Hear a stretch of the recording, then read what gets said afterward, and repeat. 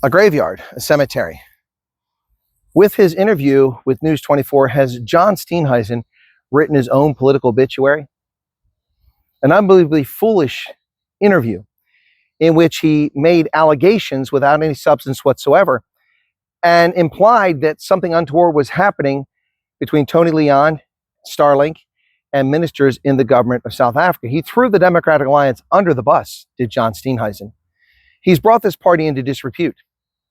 Has the federal executive convened a disciplinary hearing for John Steenhuisen? This occurred on the weekend. Let's see what happens. The former leader of the party did not hesitate to blame others for his failures, complaining that he was removed as the agriculture minister despite a promise that he stay.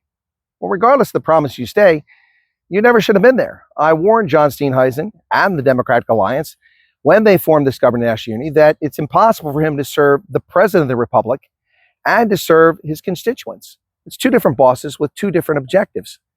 The ANC is not interested in what interests the voters of the Democratic Alliance. They don't care in corruption-free government. If they did, they would be serious about the step-aside policy, which is a joke in the African National Congress. I almost said Democratic Alliance. John Steenhuisen threw Tony Leon, his mentor, under the bus, casting aspersions on Tony Leon and on the Democratic Alliance with no basis whatsoever, no justification whatsoever. And he didn't even talk about illegal activity. It's not illegal to lobby government. That's what companies do. That's what individuals do. That's what March and March is doing. They're lobbying the government to stop illegal aliens and deport them.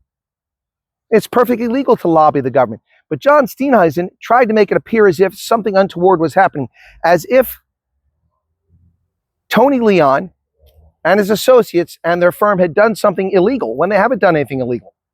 This is disgraceful conduct and shameful.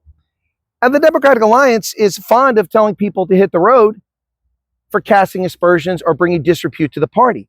It's hard to imagine someone like the former leader of the Democratic Alliance throwing the Democratic Alliance under the bus the way that John Steenhuisen did. But he did it. He did it. Will there be repercussions? There were sycophants who came out and defended John Steenhuisen, saying the way he was removed was unacceptable. Now, the official removal hasn't actually happened yet. Suppose it's going to happen on the 1st of July. We shall see from Ramaphosa.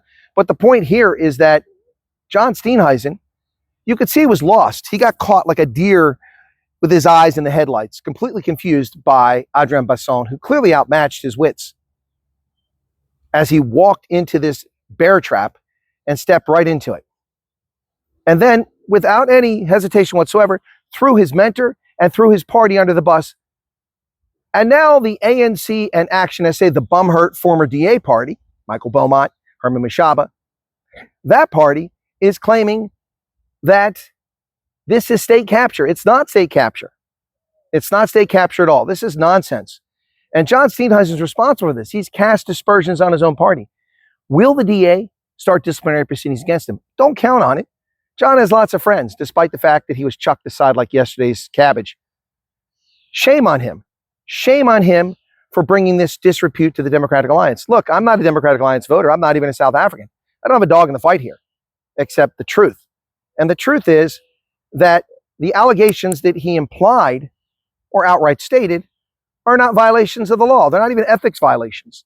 So all he's done is create a tempest in a teapot, and now the Democratic Alliance will spend from now until November disputing this and arguing against it, while the ANC, which is a party full of corruption and kleptocracy, can pretend that they're taking the high moral road by standing against corruption when they don't stand against corruption. Pala Pala, the Vereda Dairy Farm scandal, the asbestos tender, Zandila Gumeda, Digital Vibes, Armsgate, Oilgate, Travelgate, shall I go on? But John Steenhuisen has teed up the ANC now to pretend that they care about the people and they're against corruption, and the DA isn't. Shame on you, buddy. Shame on you. DA, have you kicked him out yet?